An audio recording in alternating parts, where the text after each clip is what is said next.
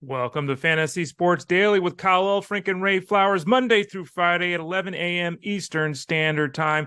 Don't forget to use the promo code FSD20 for a 20% discount on the products over at fantasyguru.com.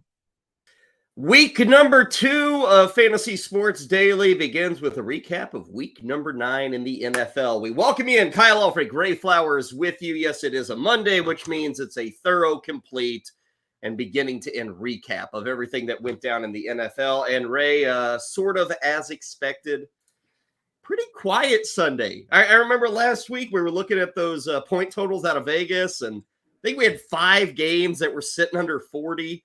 Some of the matchups just had bad quarterbacks. Heck, I saw that yesterday with so many backup quarterbacks playing on Sunday. And what do you know? It was kind of ugly all around. I mean, I'm not saying it was a bad Sunday by any stretch, but for a fantasy player, kind of feel like low scores could win you the week in week number 9.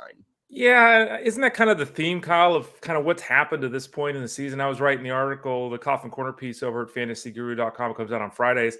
And it's like, people bitching about Bijan Robinson, who had another one of those efforts because of the touchdown to Algier. But people bitching about him, and it's like, look, in a PPR setup, he's running back 11. Brian Robinson, Brian Robinson don't even wants to play. He's running back 13. Like, everything has gotten really tight this year because we're just not getting a ton of those big level performances. It seems like there's a big middle class, if you will, in the fantasy space, and it's kind of just making everything tight. Yeah, the running back position's all over the place. I mean, there are the consistent studs like a Christian McCaffrey, who every single week is putting up big numbers. But other than that, we've got guys who show up, guys who disappear, they come back, they lose jobs, they lose carries. It's really been difficult. And that quarterback, I mean, I'm looking at this list yesterday, Ray, and it's no surprise that scoring is down when you have Brett Rippon and Clayton Tune and Tyson Bagent and Aiden O'Connell and Taylor Heineke. I mean, we got backups everywhere. Jaron Hall. I mean, it's just prevalent throughout. And unfortunately, we're going to have some more. I mean, the Giants are going to be going with another backup, and it's not going to be Tyrod Taylor this time. So and again, I don't think injuries are worse than ever, but I understand why the offense is down when I look at some of these quarterbacks and the backups. I mean, the backups, it used to be, Ray, you could at least get a backup a la a Joe Flacco who had 8, 9, 10 years of experience. And yeah, he wasn't great, but he'd been there, done that. He'd been a starting QB. Those days are over, man. Most of these backup QBs, right, are younger than the starters, it feels like. Yeah, and there were some really, really bad efforts yesterday. Tune in particular really struggled, of course. And, it's fascinating in Minnesota, right? They lost Hall. He goes down with the injury. They bring in Romeo Doubs. Doubs throws for 158 yards and has 2 fumbles. I think he had 3 fumbles, 2 that he lost. And he's QB4 this week. Think about that. He didn't even throw for 160 yards, and he turned the ball over twice on the ground and lost the 3rd fumble. And he's quarterback 4. So he also suffered a safety. Yeah, true.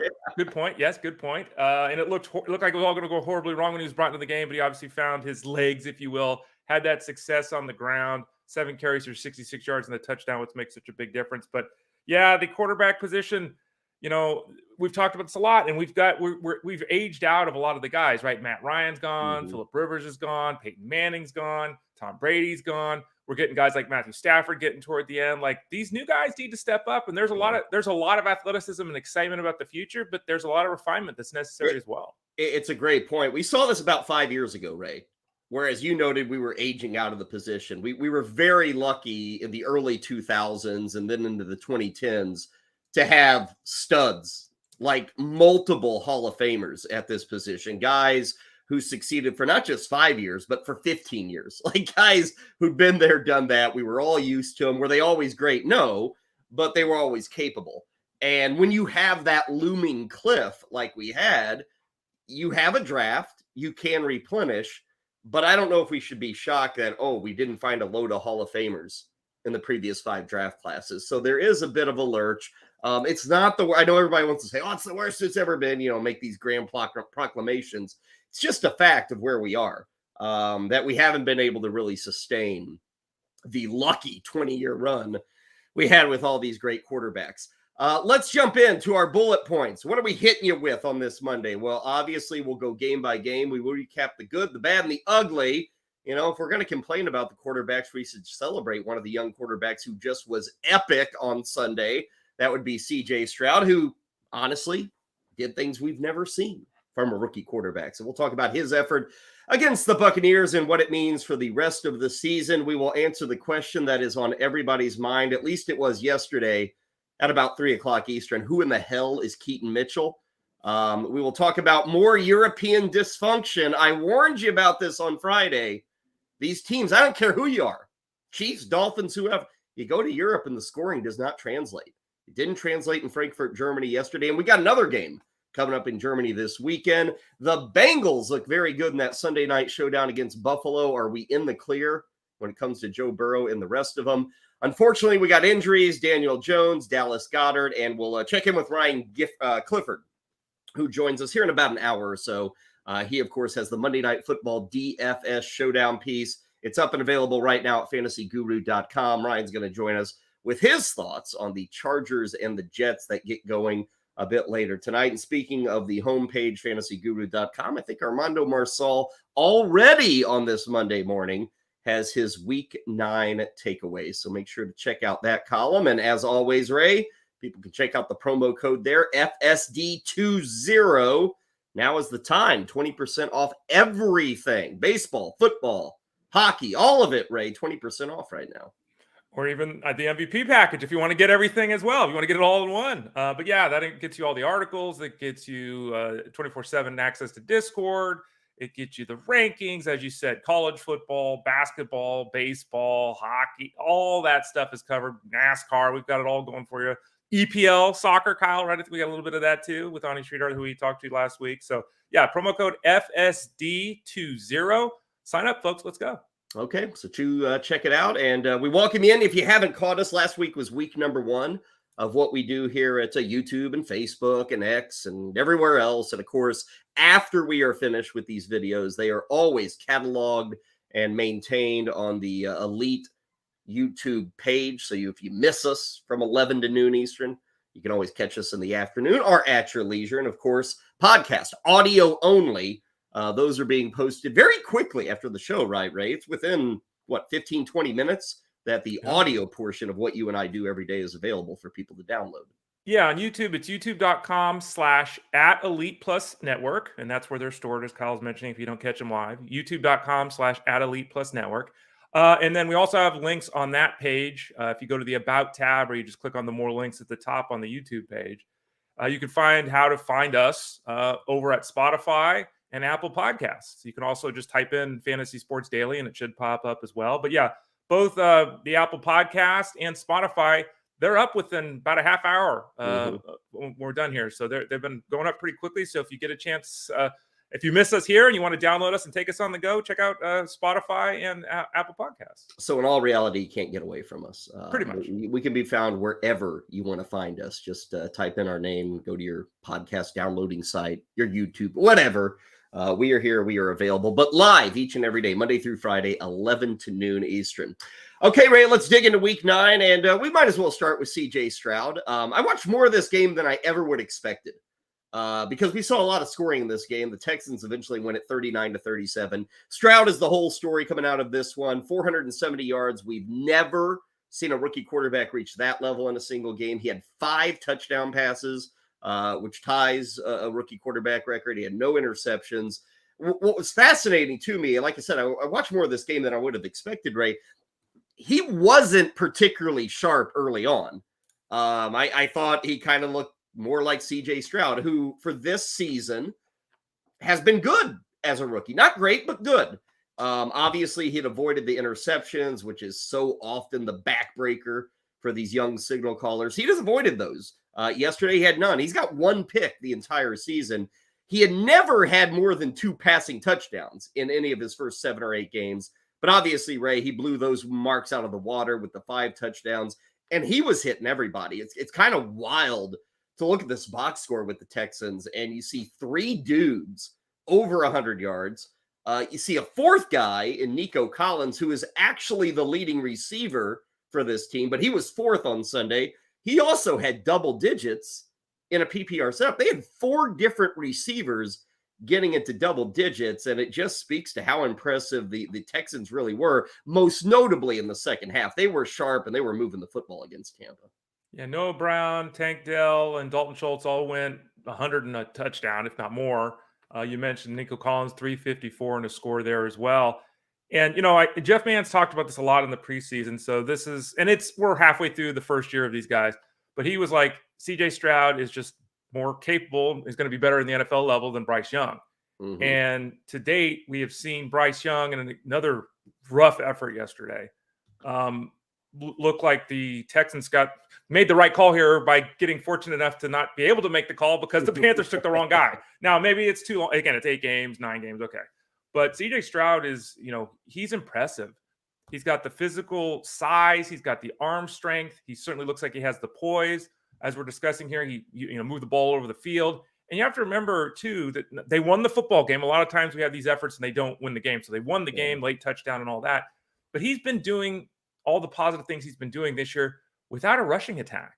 They can't establish anything on the ground. Even yesterday, Dameon Pierce was out and the leading rusher was Devin Singletary, had 26 yards. So when they can complement what he is able to do already in his career as a passer, when they can complement that on the ground, there's a lot to be excited about if you're a Texans fan or an owner of Stroud in the fantasy space. Moving forward, a lot of people want to now jump to the conclusion, he can be a QB1 the rest of the way. I'm not going to jump there, Ray, and I'll say that for a couple of reasons. Now, maybe he gets there just because the position gets destroyed and he's the only guy who's upright for 16 or 17 games. So maybe he backs his way into QB1. I loved yesterday. It was exciting. It was fun. Doing it against the Bucs is impressive too. This is not, doing it against the Denver Broncos secondary.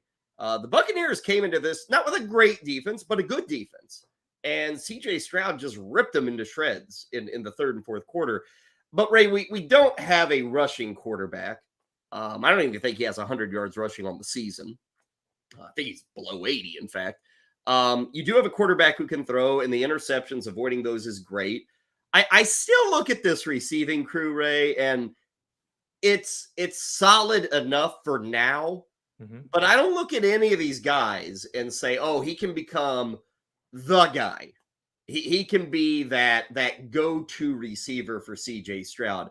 Nico Collins is fine as is. Tank Dell is explosive. Noah Brown, what he did yesterday, I don't know if I'm bursting any bubbles, but I don't really care.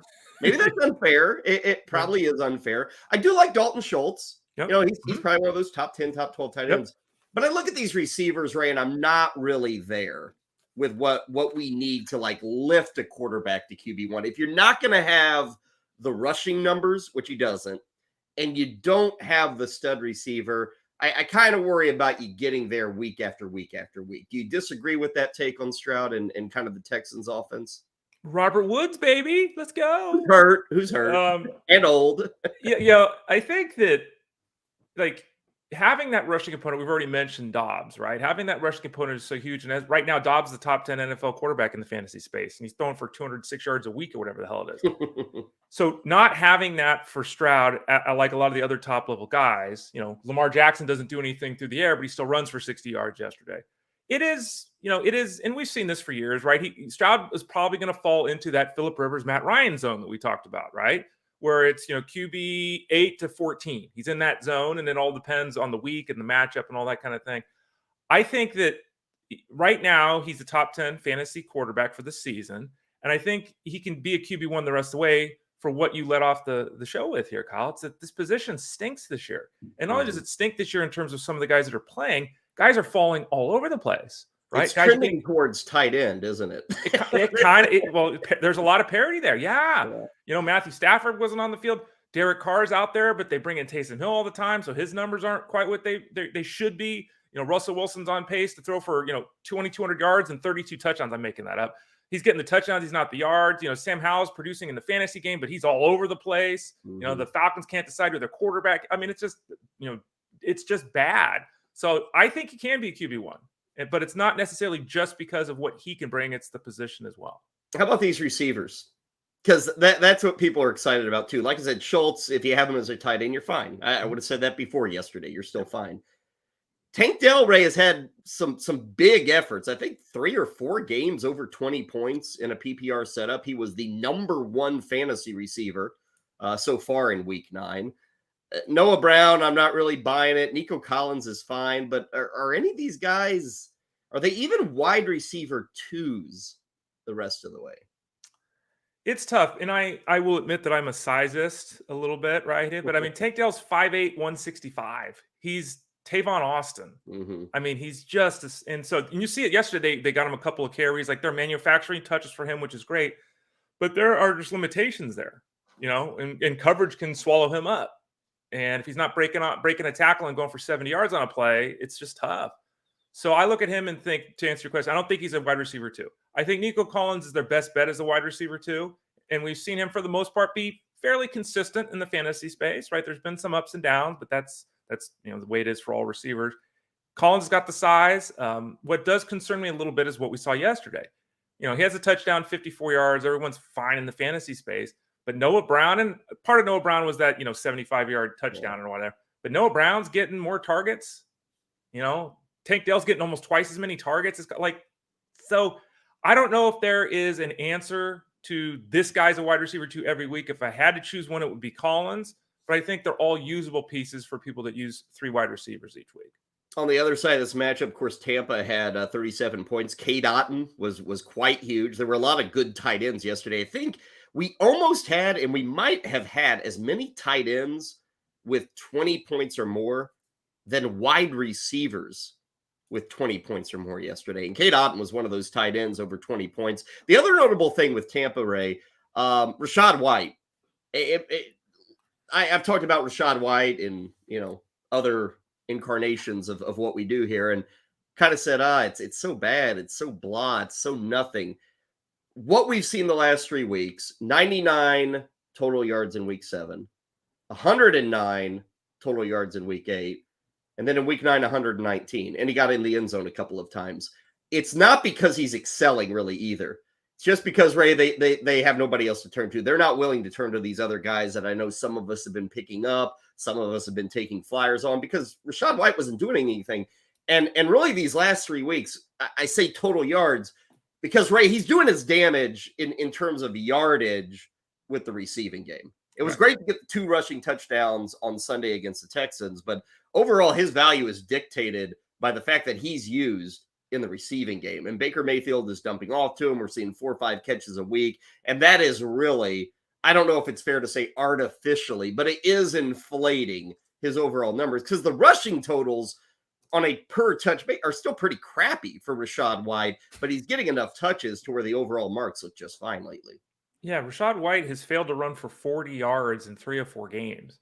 I mean, basically what White is doing is what the expectation / hope was with a guy like Najee Harris when the season began, right? It's that there's volume here. There's enough volume to carry every week. You have those big weeks when you get in the end zone. You're getting 12 to 15 points. You get a touchdown or 2. You're at the 20-point zone and everyone's happy. Rachaad White and this Bucs team, they're not doing anything on the ground, as you said. They haven't done anything on the ground for 2 years. He's got 2 games this season where he's run for not whoopee-doo time at all.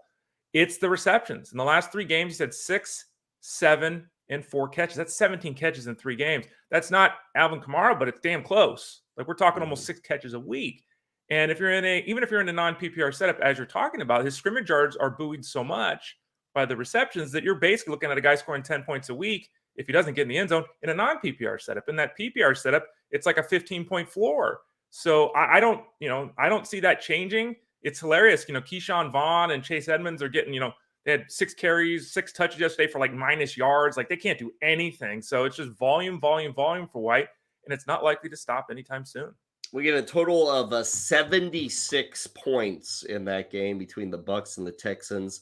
The Vegas game total was 40 going into that one. So they almost doubled the expected point total. And I bring that up, Ray, because I do want to talk about the Chiefs and the Dolphins, who did not come close to their expected total. 51.5 was the total. They got the 35. And as a football fan, Ray, that game was fine.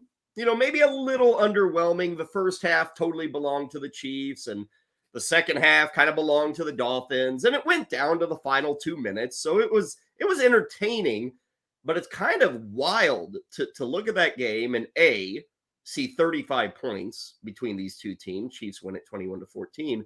But Ray, you don't have Pat Mahomes hit 200 yards passing.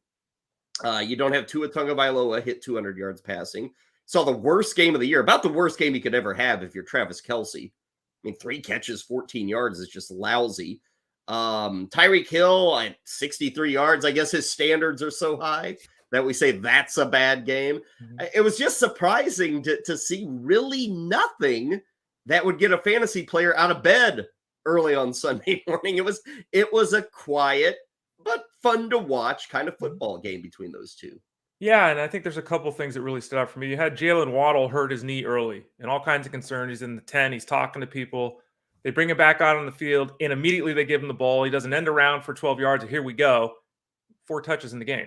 Didn't get the ball. Didn't do anything. You mentioned Tyreek Hill, who was going to retire from football if they didn't win or he didn't score 3 touchdowns or whatever the hell it was. He didn't do that. I think the other big takeaway for me is that and we've talked about this season, you and I have, the Chiefs are 7-2, and they won a football game yesterday, and that's matter. They just keep marching on. Mm-hmm. What is this offense? It's a mess. Yeah. 9 guys caught passes again yesterday. Patrick Mahomes is just throwing the ball to everyone, which is great for the offense. It's hard for a defense to, I guess, combat that. But there's no one other than Travis Kelce and Isaiah Pacheco that are established in this offense. No one. Rashee Rice, who we thought was ascending to the wide receiver one-dom, scores a touchdown yesterday. That's great. He had 2 targets. 2. Mm-hmm. You can't have your number 1 wide receiver getting 2 targets. So I don't know. I mean, you said this thing last week with Mahomes. And again, they won the football game and he had 2 touchdown passes. Okay. I haven't heard a lot of people complain about Patrick Mahomes, but really, I mean, all those people that are complaining about Bijan Robinson, you took Bijan Robinson in the first round. He's running back 11 heading into this week. You took Patrick Mahomes, and Patrick Mahomes, after yesterday, what is he? I don't even know where he's at. Where is he at the quarterback position? Is he top 10? Let's look this up, Kyle, real quick. He's had a lot more weeks outside of the he's top 5. In it. Yeah, he's top 5, but it's been a couple of, like you said, big efforts. And, the last 2 games, he scored 27 points? The last 2 games, CJ Stroud had 42 yesterday. So, yeah, Mahomes has been disappointing. The offense has been disappointing. And honestly, Kyle, they don't have an identity right now. Well, and look at, and again, it's kind of like what we were talking about with Tyreek Hill. The standard is so great for Patrick Mahomes. And Ray would probably say this, I'll say this. If you said, hey, choose one quarterback in the NFL, who do you want? I'd go Patrick Mahomes. So I think Ray would too. Mm-hmm. But it's a fact of life, Ray. All the numbers are way down. Mm-hmm. All of them. I mean, we're more than halfway through the season. He's 9 games in. Last season, he had 41 touchdowns. This season, he's on pace for like 32, 33. I mean, compare that to 2018, he had 50. That was in 16 games. If you look at the yardage, and this is a biggie one, it is crashed. I mean, and I think we talked about this maybe last Friday or so. He is saving his fantasy value with rushing. Mm-hmm. He really knows when to tuck it and run or when to throw it away. He's done very well with that. Ray, right now, he's going to have to explode to get to 5,000 passing yards, which last year he was at 5,250. Mm-hmm. I don't know if I would have expected a repeat of that, but I think everybody drafted him. Ray said, 4,800. That's really fair. 48. I don't even know if he gets there. He's 270 yards passing per game. To put that in perspective, his career average before this year was over 300. So it's 30 few. And people hear that and who cares? Who cares? But that's a point a week in terms of passing yardage, or at least a point and a half. Mm-hmm. And that yardage leads to touchdowns. It does. Eventually, every 20, 35 yards of passing leads to touchdowns. So it's not bad, Ray, but it is a little bit light from the expectation we had.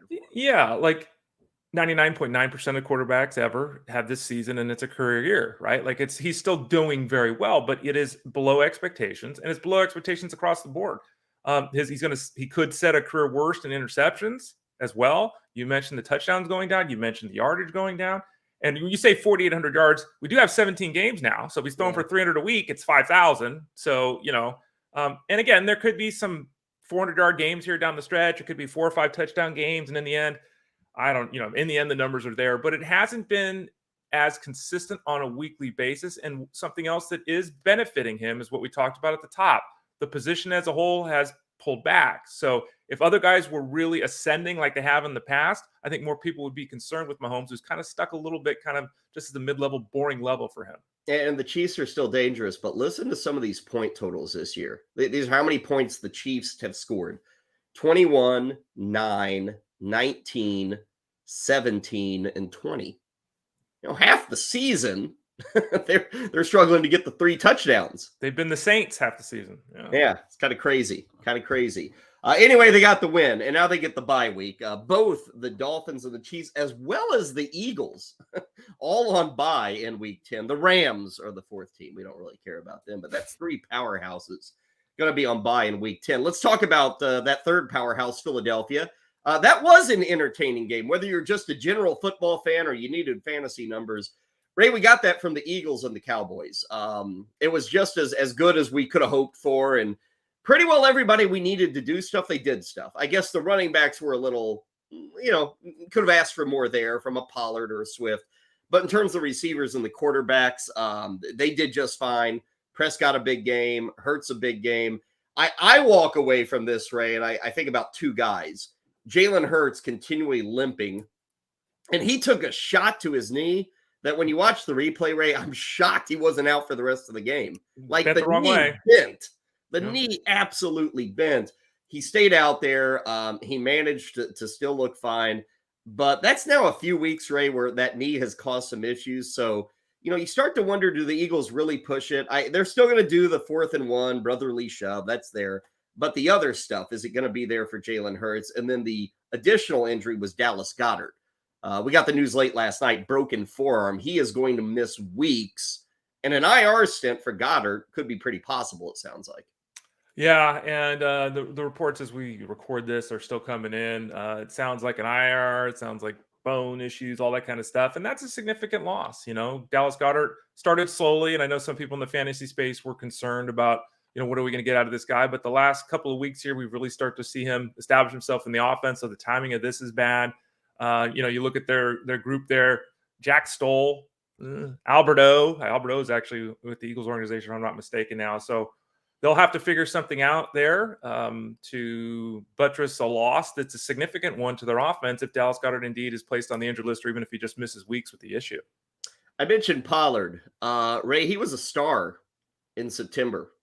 First 3 weeks, Tony Pollard looked the real deal. He looked like an RB1. Ray, he's disappeared. And some of it's workload. And this was a question coming into the season. Could he withstand the beatings and the rigors of a full NFL season?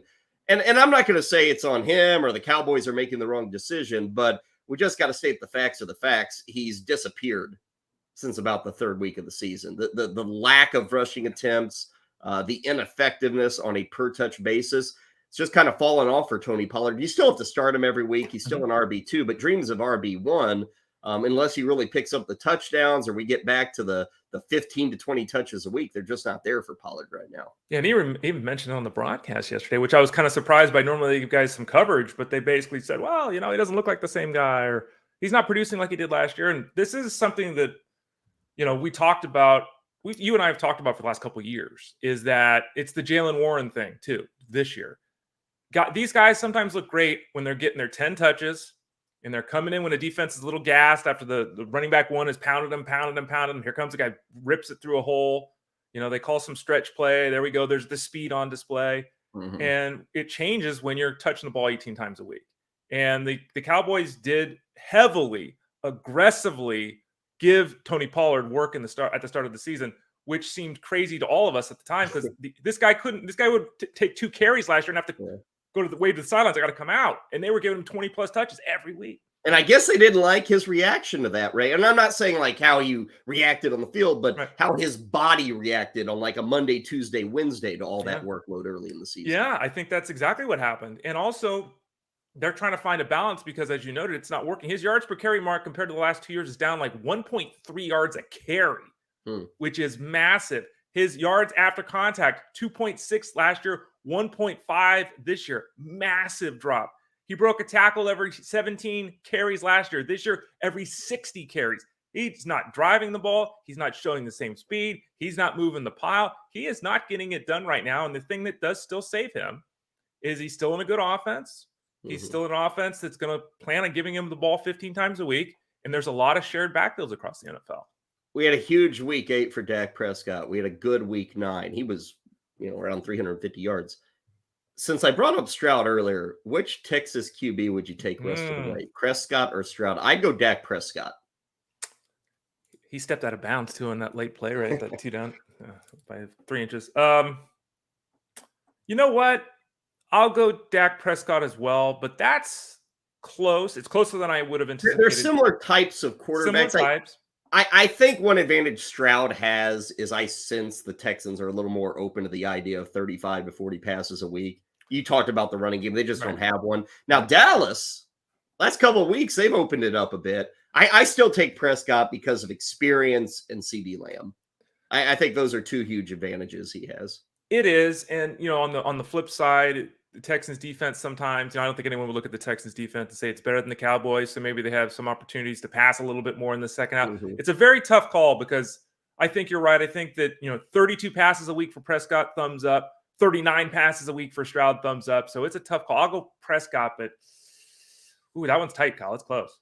Talking about that work, lack thereof with Tony Pollard kind of segues into our next game, Atlanta and Minnesota. And obviously the storyline from a national perspective is like Josh Dobbs. And it was pretty remarkable reading some things about how the Vikings were bringing plays into Dobbs and the receivers kind of seconding, reminding Dobbs what their route was. It was fairly impressive and full credit to him and a big win for the Vikings. They could have easily collapsed there. And hey, good win. Ray, this is an indictment on the Falcons, man. Holy cow. You got to win that game. You're at home. You're up early.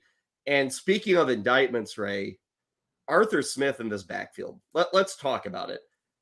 Because Bijan Robinson through 9 games is averaging like just a shade over 11 carries per week, which if you asked me, Ray, coming into the season, how many carries per week? 15, 16. Right.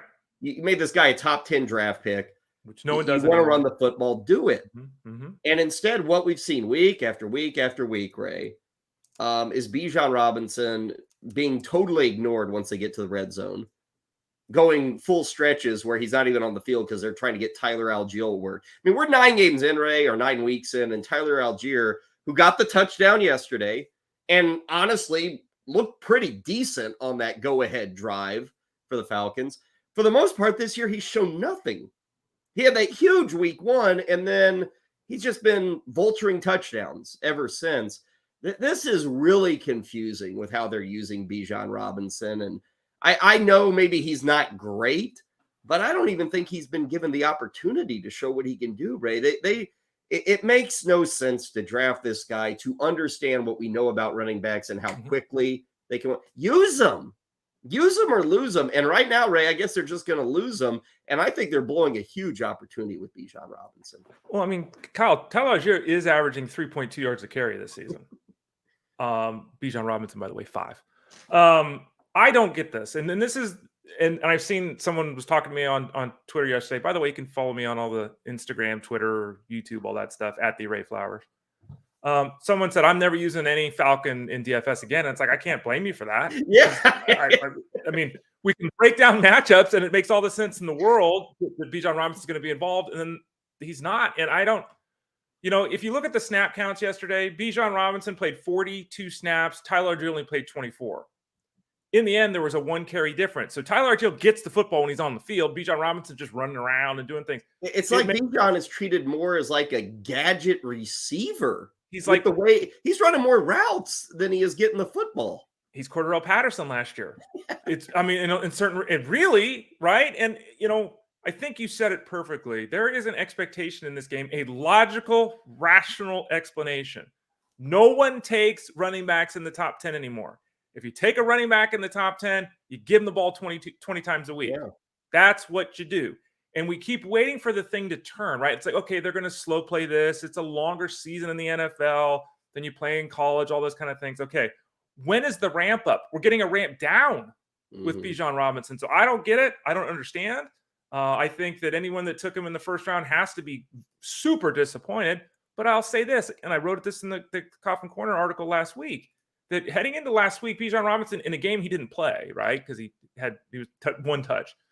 He's running back 11 in the PPR setup heading into this week. Right now, let's see where he's at. He's still, it hasn't updated for the whole week. He's still going to be top 15 when the week is over. Mm-hmm. And that's how bad the running back position be. He has a game where he goes for 150 yards and 2 scores.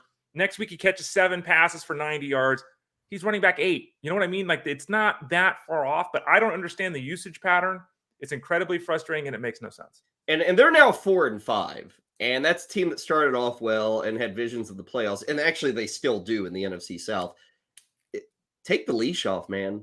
Turn them loose. You got to go. Remove the bubble wrap and let's go. And, they made the move to Heineke. And it was a bit better for the Falcons, but they still lost. And they were settling for field goals. Heineke had a boneheaded throw that led to a turnover and totally brought the Vikings back into that game. So, was it better than Desmond Ridder? Yeah. But it wasn't dominating better. I thought their opportunity to win would have been as good with Ridder as it would have been with Heineke. They let Heineke throw the football. I think in the first half, he had like 24 pass attempts. Ridder, they had no trust in throwing the football. He averaged like 15 pass attempts in first halves this year. So they did come out with a little more aggression there. They were doing it without Drake London. Congrats to Jonnu Smith in game number 99 of his career. Jonnu Smith had his first 100-yard receiving effort. And, Ray, that's Jonnu Smith, who will be a top 10 tight end, it looks like, this year, right?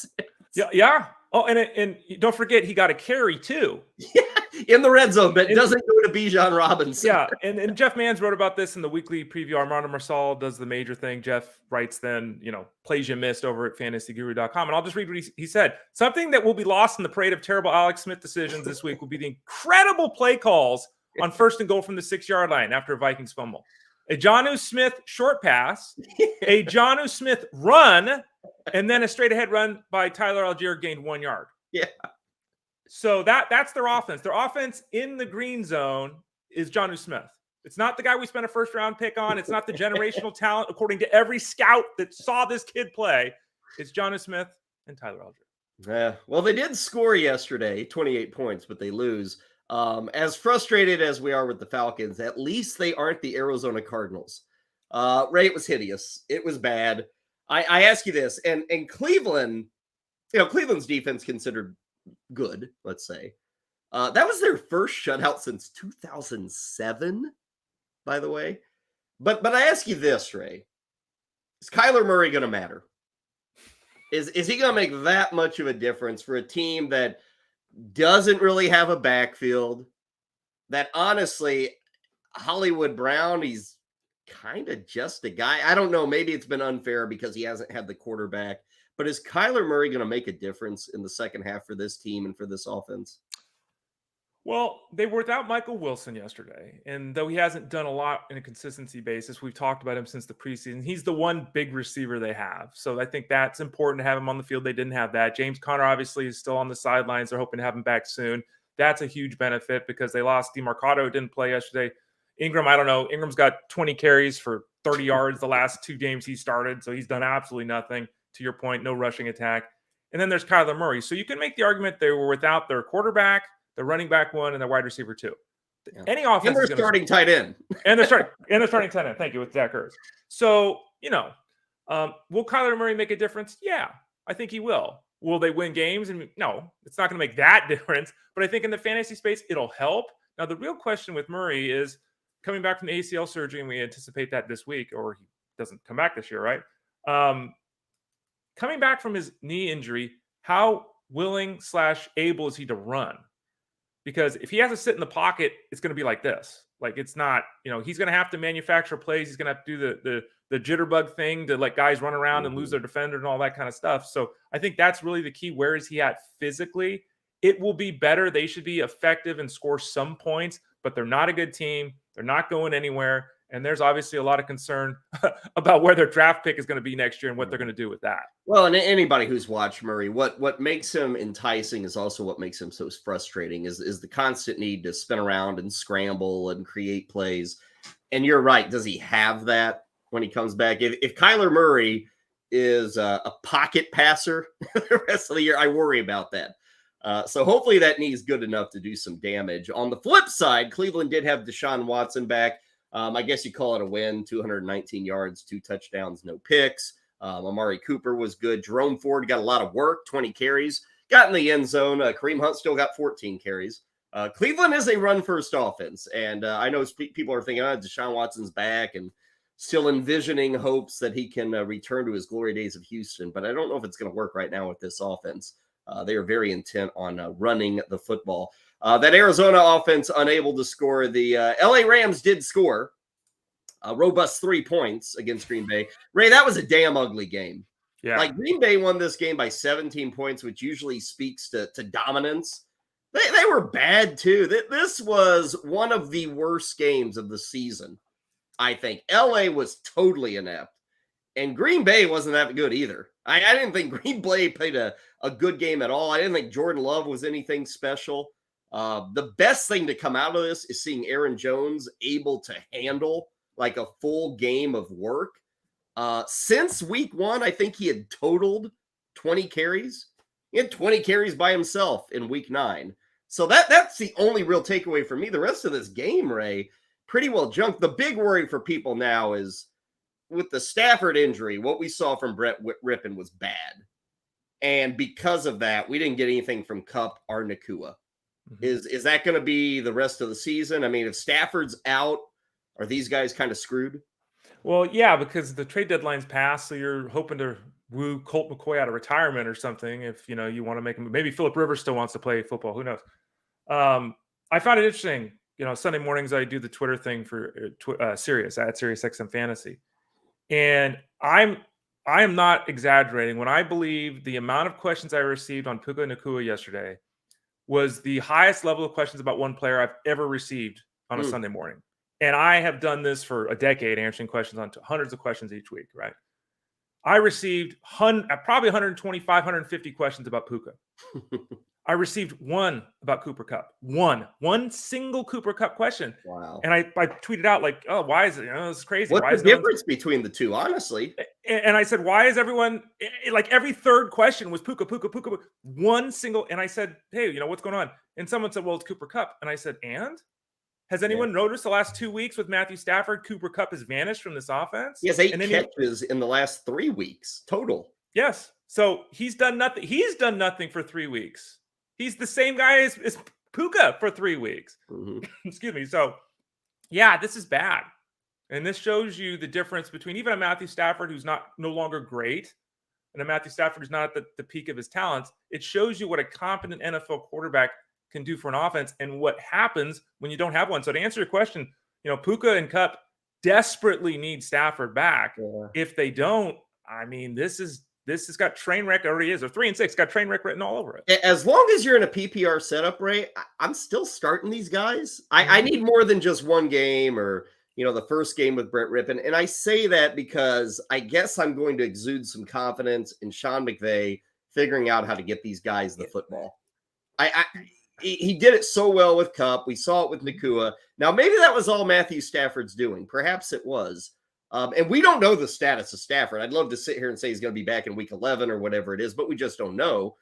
This thumb thing, they're being pretty shady, pretty cloak and dagger about what's going on. So, Ray, maybe we're stuck with Rippon. Maybe Stafford just bags it. Who knows? The team's going nowhere. They're 3-6 now. But I do tend to think as long as you're in a PPR setup, we could still see games of like 5 or 6 catches for these guys. And honestly, if you can get that, and I think you can still with these guys, with Brett Rippon, I can't bench them. And I may be in the minority coming off of yesterday, but Ray, those guys are still starters in my book. Well, it's just funny because I remember when Puka exploded at the start of the season, he had a couple of huge games, right? He's still setting rookie records, but he was a superstar wide receiver 1, book it. And now people don't even want to play him. I mean, it's crazy. We're halfway through the season. Now it's gone from he's the star to I don't even want to start this guy. The Rams the Rams suck. And they sucked last year too. And Sean McVay has had a lot of success as a coach. And where is that genius now? They can't run the ball. They can't throw the ball. They can't put up points. Like, it's bad.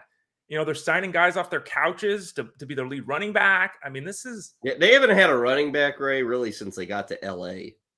It's been rough. Because it was supposed to be Todd Gurley and he flamed out, and they haven't found an answer since then. They're going on like 6-7 years of looking for a running back. Yeah, and even Kyron Williams, was a top 10 running back in a PPR setup entering this week.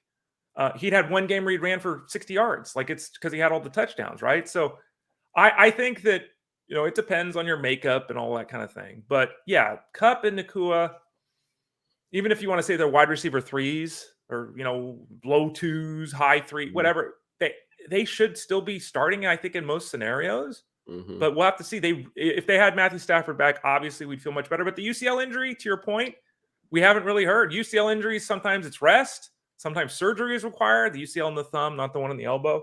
But yeah, it's a scenario that without the strength there to throw a football, you just can't play. 3 points for the Rams in their loss at Green Bay. 3 points for their NFC West counterparts, the Seattle Seahawks, who got blasted off the football field by Baltimore.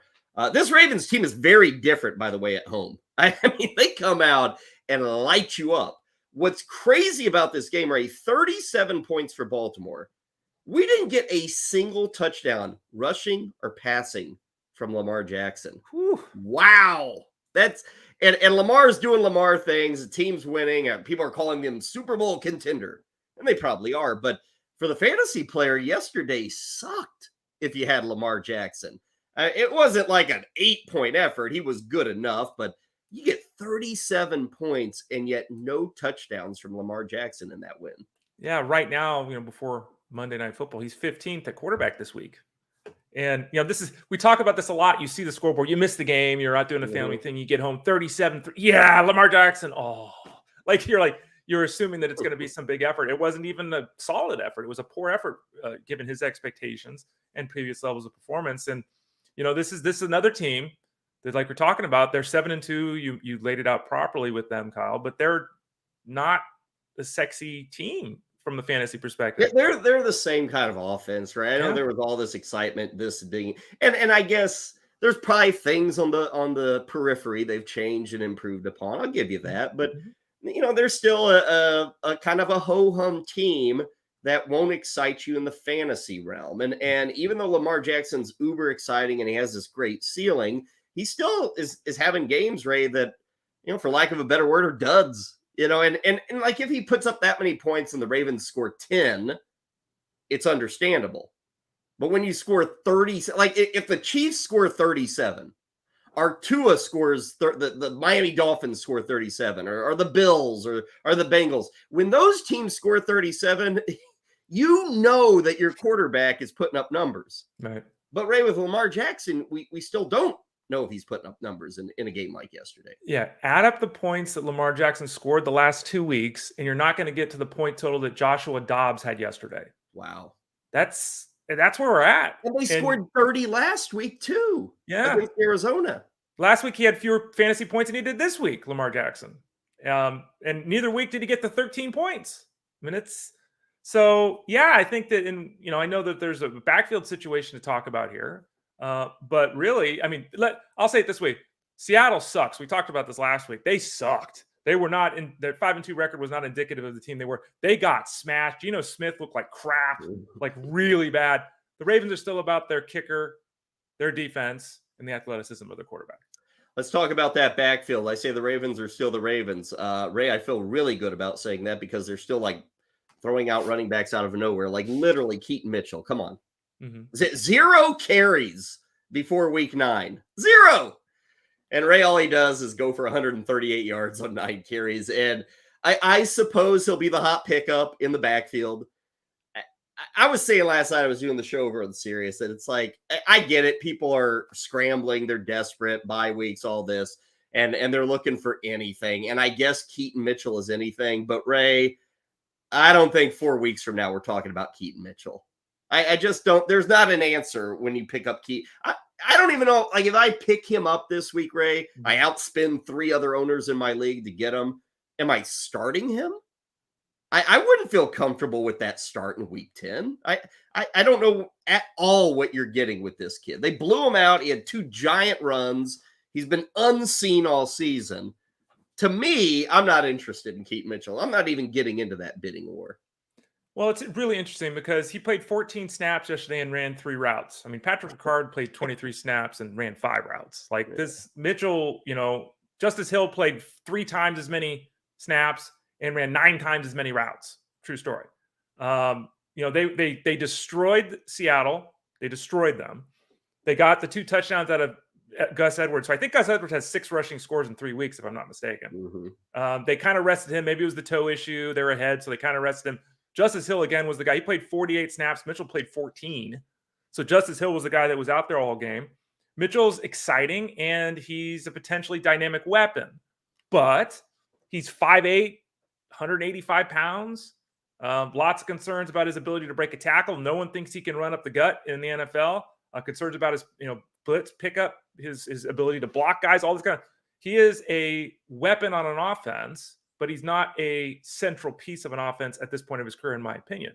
So this is another one of the guys, and let's not forget here with the Ravens that they've got all these guys. Rachaad Bateman was supposed to be that guy. He doesn't do anything. Zay Flowers was that guy until the last 2 weeks. He's vanished from the offense. They have weapons. Yeah. But the backfield guy you want is still Gus Edwards, and I still think that, Justice Hill with the workload, Mitchell is someone people need to be careful with this week. Got a few more games to get to before Ryan Clifford joins us to talk a little Monday Night Football between the Chargers and the Jets. We'll talk DFS Showdown with him. Let's hit the Bears and the Saints. Tyson Bagent was rushing for 70 yards. Tyson Bagent ended up with more than 20 fantasy points. He also had 4 turnovers. He fumbled one away. He threw 3 picks.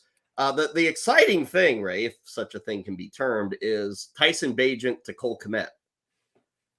10 targets last week, 8 targets this week, couple of touchdowns on Sunday. The problem is it sounds like Justin Fields could be back in week 10. So Cole Kmet's fine. If you got him, you just roll with him. People want to go up and down. He's good. He sucks. He's good. He sucks.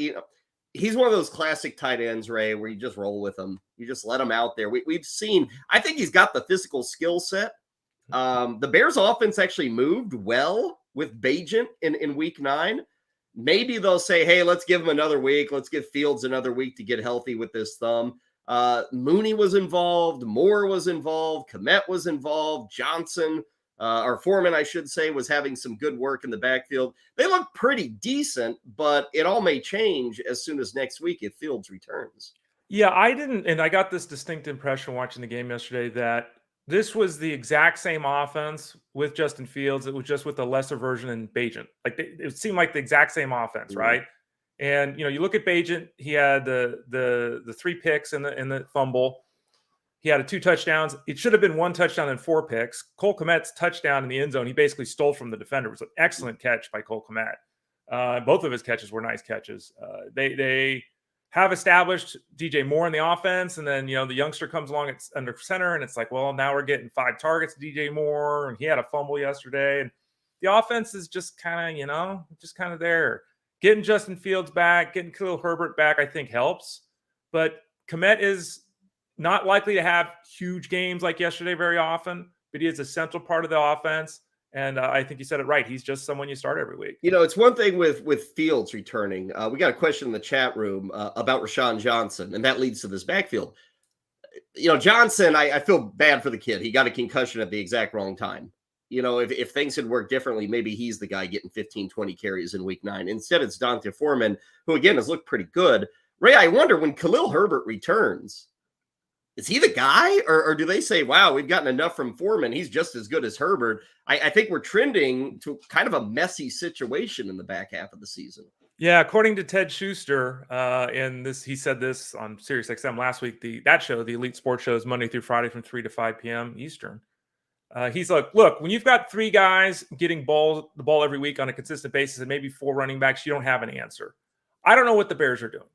I don't know. Foreman is what he is, and we saw that yesterday. 20 carries, 83 yards, gets what's blocked, breaks a tackle or 2. That's who he is. Rashawn Johnson theoretically is more dynamic. Darrington Evans has had some nice moments, but I think that Khalil Herbert is their most complete running back. I would think he'd get an opportunity to lead this backfield, but what does that mean? He gets 11 touches, Foreman gets 4, Johnson gets 6. I mean, it's just a situation where they haven't been able to establish anyone on offense really all season long. other than DJ Moore and I guess Cole Kmet. So Johnson, I think, is and this is also the issue too with young players and people trying to guess. And I talk about this every week with people. I'm picking up this running back off waivers and this running back off waivers. Everyone gets excited about these guys at times, and I think the majority of the time you get disappointed. I don't think there's an answer right now for the Bears. Quickly on the Saints side, right? Taysom Hill threw a touchdown, caught a touchdown. I said with Cole Kmet, just roll with him as a tight end. If you've got Taysom Hill available as a tight end, can you just roll with him now? Are we good enough to say, hey, the way he's being used and the touchdown production, he's as good as any other tight end outside the top 2 or 3? Yeah, he's I'm trying to think. I think we had him 13th at fantasyguru.com this week, and I think next week he has to be higher. Yeah, I think to answer your question is yes. That's 3 weeks in a row he's been an integral part of the offense with the Saints. He's been very productive for the Saints. And look, let's be honest about this. Taysom Hill's not a tight end. Okay, and this is a cheat code, and it's not right. Yeah. It's just a cheat code. He doesn't play tight end. And what should he be listed as? He should be listed as flex, honestly. And I know that sucks, but he should be listed either as a quarterback or a flex because he does everything out of the backfield. He's the quarterback more than as much as he is the tight end, and he's certainly more involved touch basis as the quarterback position. He's a tweener, but I think he should be at worst a QB, and at best he should just be flex. He's not a tight end. Saints win it 24-17, and I guess it changes kind of every week. But now they are perhaps the leader in the clubhouse of the NFC South. Staying in the South Carolina, nowhere near the top of the board in the NFC South. They weren't even in this game. Indianapolis went to Charlotte and kind of embarrassed them. And it's nothing that the Colts did offensively. Like, they weren't that good either. It was all about pick sixes. And Bryce Young's having issues. He looks like a rookie quarterback. And, Kenny Moore the second, couple of pick sixes. That was exciting. Probably the biggest thing out of this game, Ray, is we finally saw Jonathan Taylor kind of become the guy. Zach Moss was still in there, but for the first time really this year, it was all JT, and he looked good. Moss was barely on the field. I saw a number on snap counts, like 13 snaps. So I don't know if it's a one-game blip, but for everybody with a Jonathan Taylor, ownership or share, you had to feel good that he was up there and getting all the work like you expect him to be. Yeah, 13 snaps, 3 routes run. So he was not part of the offense. Taylor had 45 snaps and 21 routes run. And this is something we all anticipated occurring at some point. At least everyone should have. I know everyone didn't. We should have, and we did. You and I, we talked about on the show. You don't pay a running back $900 million to have him be sharing the backfield. Like, it just doesn't make any sense. And it does seem weird, as we talked about as well, that the Colts didn't trade Zach Moss when his value was higher than it was ever going to be. It's also amazing to think that Zach Moss, as we sit here right now on a Monday morning, Zach Moss is second in the NFL, and he basically has no role in his offense anymore. Second in the NFL in rushing yards.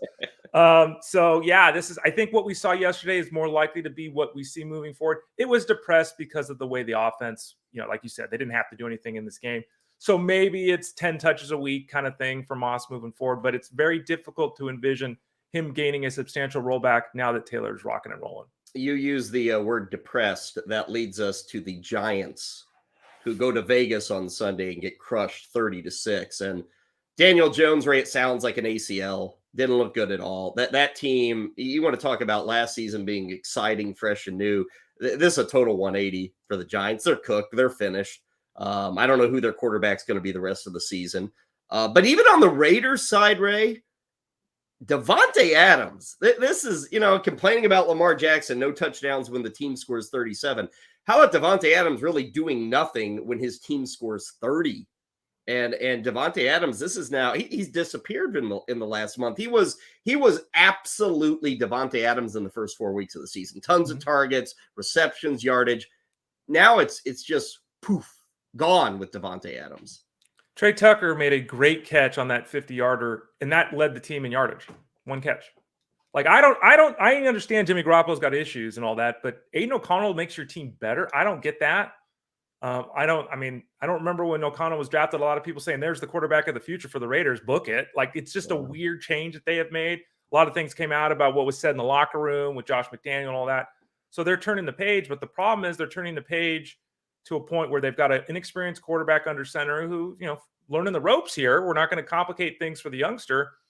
And someone asked me this in Discord earlier in the week, and Ray, what do you think about Devontae Adams? And I said, look, if I'm O'Connell, I'm throwing the ball 12 times to that dude. Yeah. Like that's I don't, whatever the play is. Okay, coach. Okay. I'm going to look this way, and then I'm throwing it to him. Like I don't understand how you can play. He got 7 targets to lead the team. Well, and it was nothing finished early. There was a point where the camera showed he and the interim coach Antonio Pierce talking, and that was at a point where I think Adams was like virtually ignored in the first half. Yeah. And then they had that talk, and I kind of thought to myself, oh, they're going to get him the football so he doesn't start slamming helmets again. And they did. He had 7 targets, I think, 6 or 7, all of them, maybe in the second half. But you're right, Ray. They got 12 times. 12 times to him, 10 times to Myers. But these guys have got to be the focus when you're throwing the football. They do, and I see a disturbing trend in the fantasy space as well as the logical space. Hunter Renfrow is now back as a thing in the offense. Like, what are we doing? Like, stop doing this. And I don't know. I mean, if you would have thought, just as a aside, you would have thought things hadn't gone well for Devontae Adams recently. We know in order to win football games, we have to establish him. I'm the new head coach. I'm calling his number 10 or 12 times. Didn't happen yesterday. They won a football game against a crappy team, as you noted, but the fact that they didn't do what we all anticipated that they should do and, quite frankly, need to do to be successful is a growing concern with Devontae Adams. Josh Jacobs had a couple of short TD plunges, almost got to 100 yards. I think last season he had 6 or 7 games over 100 yards rushing. He's got 0 this season. He got the 98 on Sunday. He was actually over 100 and then went backwards. Raiders do get the win 30-6. And again, the news for the Giants, not good. It does sound like an ACL tear for Jones. Remember over the weekend, Darren Waller placed on IR, Tyrod Taylor placed on IR as well. So Saquon Barkley probably not looking forward to the final 2 months of his season. Let's see. Not much to say on Washington and New England. Commanders get a 20-17 victory. I'll say this, Sam Howell, second straight game over 300 yards. He's throwing a lot. The Commanders throw and throw and throw. They love to throw, and that may help Sam Howell finish as a QB1 just because they throw a lot. They're like top 4, top 3 in pass attempts. So as long as that keeps happening and the revival of Jahan Dotson continues, as long as these things keep happening, maybe you get something from Sam Howell. And then quickly, Ray, I know Ryan Clifford is set to join us. We'll get to him in just a few seconds. But the Sunday Nighter, scoreboard a little misleading there. I mean, Cincinnati wins by 6 against Buffalo, but I thought they dominated this game. For me, I think I feel good about saying the Bengals look back, and it's because Joe Burrow looks back. He wasn't right in the first month. I kind of worried if it would stretch on and on and on.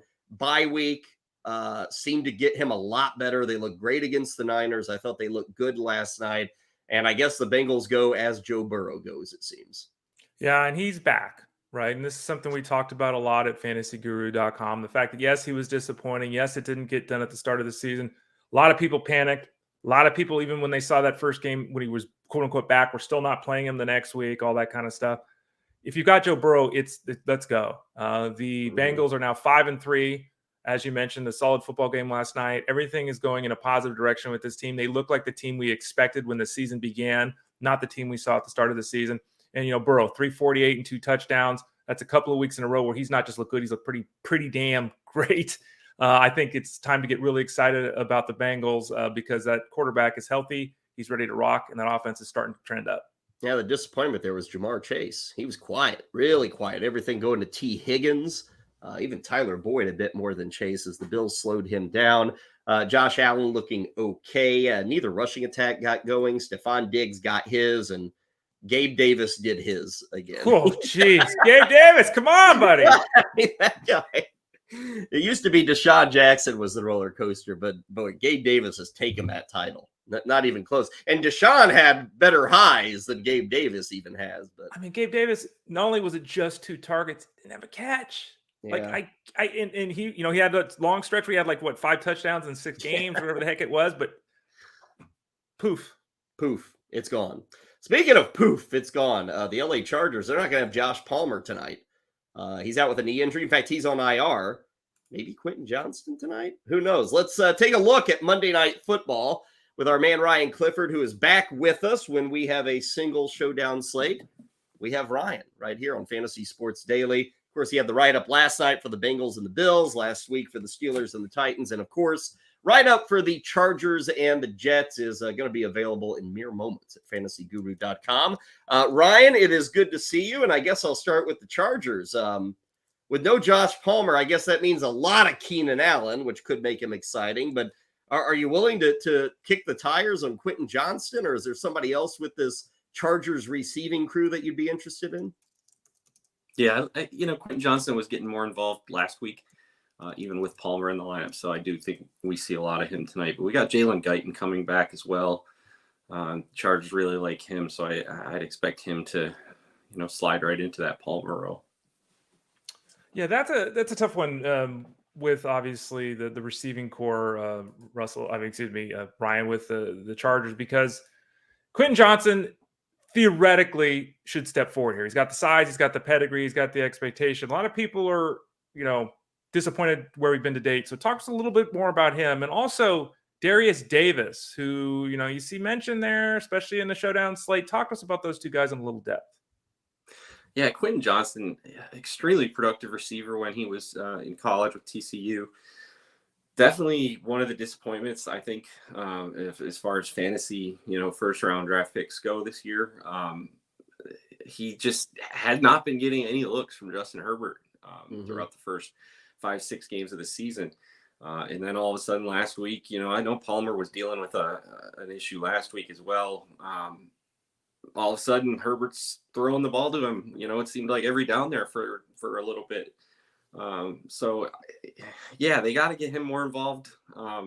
It's not a good look to have your first-round pick come in and be invisible like he was for the first quarter of the season. So I do think that, his role probably doesn't change much, because I do think Jalen Guyton comes in and kind of slides into that role that Palmer was in. Darius Davis, he's kind of one of those speed guys. The thing I worry about with him is he's not getting snaps. Simi Fehoko was getting more snaps than he was last week after Palmer went out. So I do worry about Davis. He's, just kind of a punt for me this week. What about Keenan Allen? I know that there's some people, Ryan, that, they say Sauce Gardner. They think as if Sauce Gardner is going to cover Keenan Allen on 100% of the snaps tonight and all that. Mm-hmm. So I know there's some trepidation even in the regular season community in fantasy football. Talk to us about your expectations of Keenan Allen tonight. It's not an easy matchup, but he's not going to get Sauce Gardner in every snap. Yeah, for sure. But, it's not just Sauce Gardner. The Jets are the number one team in the league as far as fantasy points to opposing wide receivers per game goes. They're, keeping everything to the middle of the field. Keenan Allen is going to play in the middle of the field a lot. So, he's the guy. It's funny. These teams kind of mirror each other on offense a lot tonight. Breece Hall, Austin Eckler, Garrett Wilson, Keenan Allen. So much of the offense is going to be funneled to these guys. So talking from, a showdown slate perspective, the captain pool can be really narrow tonight. Much of your exposure can go to those four. Yeah, I mean, speaking of the captain pool, sometimes we get a matchup, Ryan, where it's like, oh, there's 8, 9, 10 guys. There's so many weapons here that you can at least consider. You look at these two teams and 5, maybe 6 if you include Zach Wilson, which, hey, if you're going for the big prize, maybe you choose Zach Wilson over Herbert. But I would suspect Herbert is going to be in everybody's lineups. Does Zach Wilson deserve a mention here, or is it just too damn ugly for you to even think about rostering him? Yeah, I was surprised to see Zach Wilson's been an optimal captain showdown 3 times over the past 3 years. Wow. He, I was looking at his, stats from this year. He seems to have like a decent floor. I don't think he really projects well as a captain tonight. But yeah, I mean, the Chargers, they have the worst pass defense in the league. So, I mean, if there's going to be a game that Wilson's going to, I think his season high right now is 245 yards. So if there's a game that he's going to go over that, it's probably going to be this one. Well, let me follow up on that real quickly. If you captain him, it's 13-2 versus like 18 grand for Austin Eckler. So there's not a giant, there's savings, of course. What would be like if you went that route and you said Zach Wilson's going to be my captain, what would make it work? Like, what kind of game would he have to have? Because obviously that gives you 5,000 extra bucks to get Herbert and Eckler and Allen. Like, you could load up on these other guys. What would you need from Zach Wilson to say, okay, that was a good enough decision to make him my captain tonight? Yeah, I mean, there's two things that we always look for quarterbacks if we're going to play them as that captain is they need to spread the ball around. They need to throw a few touchdowns to multiple different receivers, or B, they're going to rush the ball, pick up 50 yards on the ground and run in for a touchdown. I don't think Zach Wilson really does either of those things. So I'm okay, leaving him out of my captain pool tonight for sure. He doesn't do many things very well, Ryan. Let's yeah, come on, Ray. He's pretty good on the center to QB exchange. He's pretty. Okay. He's got a strong arm. I'll give him that. Talk to us more directly, Ryan. We're talking to Ryan Clifford about the backfields. You've got Austin Eckler, who Kyle mentioned, at 18,000. Breece Hall's at 15,600. Both weapons obviously integral to the success on the both sides of the football. Eckler at the top, Hall a little bit lower down. How do you see those two running backs? I really like Hall tonight. I like him more than Eckler tonight. But yeah, both of these guys, my write-ups are always DK centric. So we got PPR scoring. Both of these guys are going to catch a lot of balls. They're going to get a majority of the rushing attempts for their teams. I do prefer Hall tonight. I think the matchup's a little better for him. And I do think that, he's a bit more used. A lot of people are forgetting about Joshua Kelly. He's still getting a ton of snaps in this offense, even with Eckler healthy. So Breece Hall is kind of taken over, I don't want to say a bell cow role, but definitely is the feature back now. Michael Carter, Dalvin Cook, barely on the field anymore. So I think Hall, just the workload alone and the matchup, I like him. And Ray mentions the salary difference, about $2,400. With that extra money, what's it allow you to do? If you go with Hall as your captain, is there a big gain with one of your flex calls that you're able to do because of the extra money sitting around? Yeah, I mean, if you go, you always got to tell a story with your showdown lineup. So if you're going with Hall and captain, you're expecting him to, be running the ball a lot, and that's either going to be because the Jets are way ahead. Or B, he's going to be catching a lot of passes out of backfield because the Chargers are, keep the game's close. So I think you look at the two receivers, we were talking about how narrow the focus is on offense tonight. So Keenan Allen, Garrett Wilson, I think, you got to consider those two guys in a majority of your lineups. The quarterbacks, I don't think, if you're captaining Breece Hall, I don't think Zach Wilson should be an option for your flex, as those two, have a bit of negative correlation with one another. So if I am captaining Hall, I think I'm looking Keenan Allen, Justin Herbert, and probably fitting in some cheaper pieces. Ryan Clifford column will be up momentarily at fantasyguru.com, depending on when you're watching this on Monday afternoon. If you are, it'll already be up. Of course, he'll be in Discord tonight. Chargers on the road for this one. They are a favorite, though, by 3.5. The game total is 40. Ryan, Ray, and I opened the program today talking about the lack of offense, if you will, on Sunday, which is understandable with the quarterbacks that we're playing. 40 is another low number. Over or under? What's your model say? I got it slightly over. I've got 22-21 Jets tonight. So that would be 43. Just a bit over, about a field goal higher. Okay, Ryan, appreciate it, man. Sorry to make you wait there when we were finishing up our Sunday thoughts. We appreciate you hanging, and guess we'll do it again on Thursday when we talk and get ready for week number 10, okay? Sounds great. Take care. You bet. Ryan Clifford hanging out with us here near the end of our Fantasy Sports Daily get-together. While we were visiting with Ryan, Ray, we got some confirmed news from Giants land about Daniel Jones. Yeah, Daniel Jones is done. He did tear his ACL. The injuries continue to mount for Daniel Jones, so clearly his season is over. The question is now, is it Tommy DeVito? Is it Matt Barkley? Do they get someone off the street? What do the Giants do, and what is shaping up to be a lost season? They're 2-7, but they won't have Daniel Jones, and that's obviously not good news for the entirety of this offense because there is nothing there that anyone's looking at the moment other than Saquon Barkley, who, by the way, Saquon Barkley can't play a football game without missing snaps with some kind of injury. Happened again yesterday. So I have concerns about whether he's going to be able to make it if they're giving him the ball. Yeah, well, that was going to lead to my next question, Ray. Here's a guy who did not get the Taylor treatment. He didn't get a contract. He did not get the Josh Jacobs treatment. He's playing on a one-year deal. Logic says, okay, this offense sucks. QB sucks. But we do have Saquon Barkley, 20-plus carries a week. And I wonder if we get that, Ray, because like you said, Saquon Barkley seems to be every single week missing snaps. And as a guy goes into free agency, does he really want to go into free agency with like, I don't know, 280 carries on his body?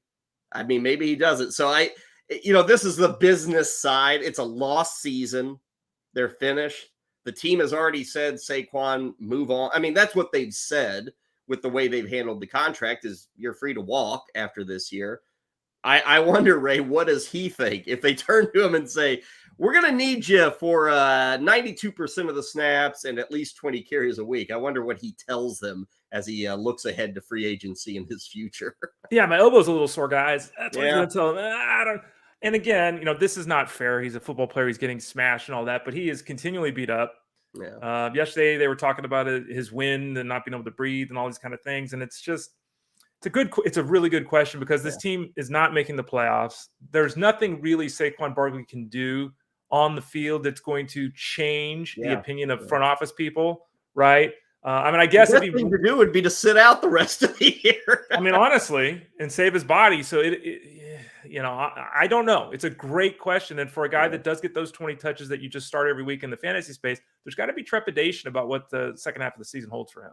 Absolutely. Okay. It's in the books. It is our weekly get together where we recap everything that is anything to you, the fantasy and DFS player. Go a little long on Mondays because there's a lot to discuss. Obviously, preview Monday Night Football. Again, check out the column at fantasyguru.com. You see the promo code there at the bottom of the screen, FSD20, 20% off everything at fantasyguru.com. We will be back tomorrow, 11 a.m. Eastern. As always, if you miss the live broadcast, you can always catch it a bit later on the YouTube channel. Also, we invite you to subscribe to our podcast, which each and every day, like Ray said, about 20 to 30 minutes after we sign off here, it will automatically go onto your phone, your listening device, whatever, and you are good to listen to us in audio version. So there we go, Ray. Fun one today, and we'll be back on a Tuesday. Okay, buddy? Absolutely. Yeah. FSD20 for that discount code, youtube.com/@Elite Plus Network. And that also has links there on the YouTube page to both Apple Podcasts as well as Spotify. He is Ray Flowers. I'm Kyle Elfrink. This has been Fantasy Sports Daily right here, powered by fantasyguru.com.